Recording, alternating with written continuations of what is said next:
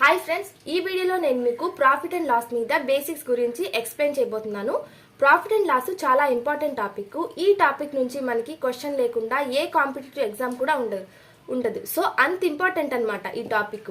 ఈ రోజు నేను ఈ వీడియోలో దీని మీద బేసిక్స్ అంటే ఇప్పుడు సెల్లింగ్ ప్రైస్ అంటే ఏంటి, కాస్ట్ ప్రైస్ అంటే ఏంటి, ప్రాఫిట్ అంటే ఏంటి, ప్రాఫిట్ పర్సంటేజ్ అంటే ఏంటి, ప్రాఫిట్ పర్సంటేజ్ ని ఎలా క్యాలిక్యులేట్ చేయాలి, దేని మీద క్యాలిక్యులేట్ చేయాలి, లాస్ అంటే ఏంటి, లాస్ పర్సంటేజ్ అంటే ఏంటి, లాస్ పర్సంటేజ్ ని మనం దేని మీద క్యాలిక్యులేట్ చేయాలి అనే బేసిక్ టాపిక్ నేను ఈ వీడియోలో ఎక్స్ప్లెయిన్ చేస్తాను. సో వీడియోని ఎక్కడ కూడా స్కిప్ చేయకుండా ఎండ్ వరకు చూడండి.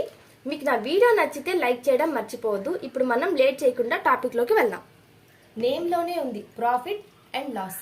ఈ చాప్టర్ యొక్క నేమ్ లోనే ప్రాఫిట్ లాస్ అని ఉంది. అంటే ఈ చాప్టర్ లో వస్తే ప్రాఫిట్ అయినా రావాలి లేదా లాస్ అయినా రావాలి. ప్రాఫిట్ వచ్చిందా లాస్ వచ్చిందా అనేది మనం తెలుసుకోవాలి అంటే ఫస్ట్ మనం ఒక వస్తువుని ఎంతకి కొన్నాము ఎంతకి అమ్మాము ఇవి రెండు తెలిస్తే చాలు. వీటినే మనం కాస్ట్ ప్రైస్, సెల్లింగ్ ప్రైస్ అంటాం. మనం ఎప్పుడైతే వస్తువుని కొంటామో దాన్ని కాస్ట్ ప్రైస్ అంటాము అండ్ మనం అమ్మే ధరని సెల్లింగ్ ప్రైస్ అంటాం. మనం లాస్ కానివ్వండి ప్రాఫిట్ కానివ్వండి వీటి పర్సంటేజెస్ ని ఆల్వేస్ మనం కాస్ట్ ప్రైస్ మీదనే క్యాలిక్యులేట్ చేస్తాం అనమాట. కాస్ట్ ప్రైస్ ని బట్టి మనకి ప్రాఫిట్ పర్సంటేజ్ కానివ్వండి లాస్ పర్సంటేజ్ కానీ ఆల్వేస్ మనం కాస్ట్ ప్రైస్ మీదనే క్యాలిక్యులేట్ చేస్తాం. సో అందుకని మనం కాస్ట్ ప్రైస్ ని ఎప్పుడు 100% గా తీసుకుంటాం. కాస్ట్ ప్రైస్ ని ఎప్పుడు 100% గా తీసుకుంటాము. ప్రాఫిట్ కానివ్వండి లాస్ కానివ్వండి మనం కాస్ట్ ప్రైస్ మీదనే క్యాలిక్యులేట్ చేస్తాం. ఇది మనం గుర్తుపెట్టుకోవాలి. సపోజ్ నేను ఒక వస్తువుని 700 పెట్టి కొన్నాను అని అనుకున్నా. 700 దాన్ని నేను 800కి అమ్మాను. సో ఇక్కడ మనకి చూడగానే అర్థమైపోతుంది 700 కి కొని 800 కి అమ్మానంటే నాకు ప్రాఫిట్ 100 రూపీస్ అనేది వచ్చింది. బట్ మనకి ఎగ్జామినర్ ప్రాఫిట్ అడగడు, ప్రాఫిట్ పర్సంటేజ్ అడుగుతాడు అనమాట. మనం ప్రాఫిట్ పర్సంటేజ్ కానివ్వండి లాస్ పర్సంటేజ్ కానివ్వండి ఆల్వేస్ కాస్ట్ ప్రైస్ మీదనే క్యాలిక్యులేషన్ అనేది చేస్తాం. So profit percentage is equal to profit divided by cost price into 100 that equal to 100 divided by 700 into 100. Zeros cancel. 1/7 is equal to 14.28%. మనకి ఈ chapter లో fraction values తెలుసుకోవడం చాలా important. మనకు కనుక ఫ్రాక్షన్ వాల్యూస్ తెలిసినట్లయితే మనం ఎలాంటి క్వశ్చన్ ఇచ్చినా కూడా ఈజీగా ఆన్సర్ అనేది చెప్పేయచ్చు. అందుకని నేను మీకు ప్రీవియస్ వీడియోస్ లో ఫ్రాక్షన్స్ మీద డీటెయిల్ గా ఎక్స్ప్లెనేషన్ అనేది ఇచ్చాను. ఫ్రాక్షన్ వాల్యూస్ ని పర్సంటేజెస్ లో ఎలా కన్వర్ట్ చేయాలి, ఎలా గుర్తు పెట్టుకోవాలి అనే దాని మీద ట్రిక్స్ అనేవి చెప్పున్నాను. నేను డిస్క్రిప్షన్ లో మీకు ఆ లింక్ ఇస్తాను, చూడండి. ఇది మనకి ఎగ్జామ్ లో చాలా యూజ్ అవుతుంది. చూడగానే మనం ఫాస్ట్ గా ఆన్సర్ అనేది పెట్టగలం. సో డిస్క్రిప్షన్ లో లింక్ అనేది ఇస్తాను, తప్పకుండా చూడండి. ఈ విధంగా మనకి పర్సంటేజ్ ప్రాఫిట్ అనేది 14.28% వచ్చింది. సేమ్ లాస్ అయినా కూడా మనం ఇక్కడ ప్రాఫిట్ ప్లేస్ లో లాస్ పెట్టుకోవాలన్నమాట. అది కూడా ఒక ఎగ్జాంపుల్ చెప్తాను, మీకు అర్థం అవుతుంది. సపోజ్ నేను ఒక వస్తువుని 600కి కొన్నాను అనుకుందాం. దాన్ని నేను సేమ్ 400కి అమ్మాను. ఇక్కడ నాకు లాస్ వచ్చింది అనమాట. ఎంత? 200. లాస్ అనేది 200 వచ్చింది. సో నాకు ఎగ్జామినర్ లాస్ పర్సంటేజ్ అడిగాడు. So loss percentage is equal to loss divided by cost price. Cost price loss కానివ్వండి ప్రాఫిట్ కానివ్వండి మనం ఆల్వేస్ కాస్ట్ ప్రైస్ మీదనే క్యాలిక్యులేషన్ అనేది చేస్తాం. Into 100 that equal to 200 divided by 600 into 100 అనమాట. 1s 3s 1/3 is equal to 33.33% loss percentage. నాకు loss percentage ఎంత వచ్చింది? 33.33% అనేది లాస్ పర్సంటేజ్ వచ్చింది. ఎగ్జామ్ లో మనకి ఈజీ క్వశ్చన్స్ అయితే ఇవ్వడు. సో ఇలా మనం ఏవి ఇచ్చినా కూడా ఈజీగా ఆన్సర్ చేయాలి అంటే మనం ఫ్రాక్షన్ వాల్యూస్ తెలుసుకోవడం చాలా ఇంపార్టెంట్. సో నేను డిస్క్రిప్షన్ లో వీడియో లింక్ ఇచ్చాను, అది తప్పకుండా చూడండి, మీకు చాలా యూజ్ అవుతుంది. నేను మళ్ళీ చెప్తున్నాను. సో ఈ విధంగా మనం ప్రాఫిట్ పర్సంటేజ్ కానివ్వండి లాస్ పర్సంటేజ్ కానివ్వండి ఆల్వేస్ మనం కాస్ట్ ప్రైస్ మీదనే కనుక్కుంటాం. ఇప్పుడు మనం ప్రాఫిట్ పర్సెంట్ కనుక్కోవడం తెలుసుకున్నాము, లాస్ పర్సంటేజ్ కనుక్కోవడం తెలుసుకున్నాము.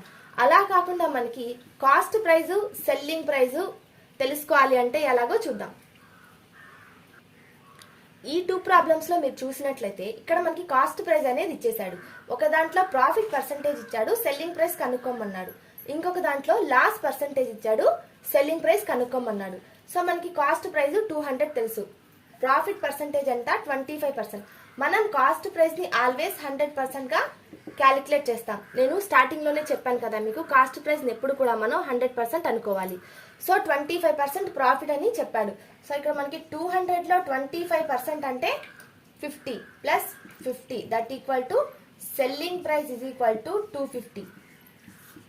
This is the answer. Next ఇక్కడ మనం చూసుకుంటే లాస్ పర్సంటేజ్ ఇచ్చాడు. మనకి cost price 300, selling price is equal to cost price minus loss percentage అనమాట. That equal to cost price 300 minus 20% loss అనేది ఇచ్చాడు. ఇప్పుడు మనకి ఇది టోటల్ 100% అనుకుంటే ఇందులో 20% అంటే 60.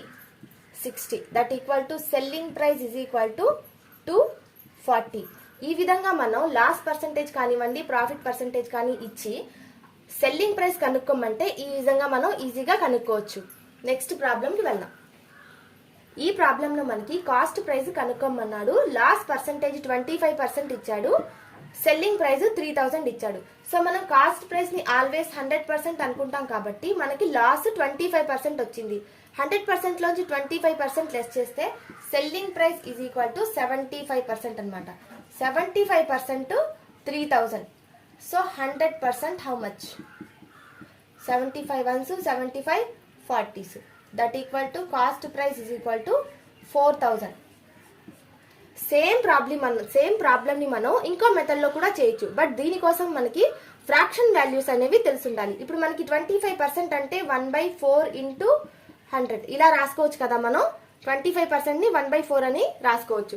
సో మనకి loss percentage is equal to loss by cost price into 100. ఈ 100 క్యాన్సిల్ అయిపోతుంది.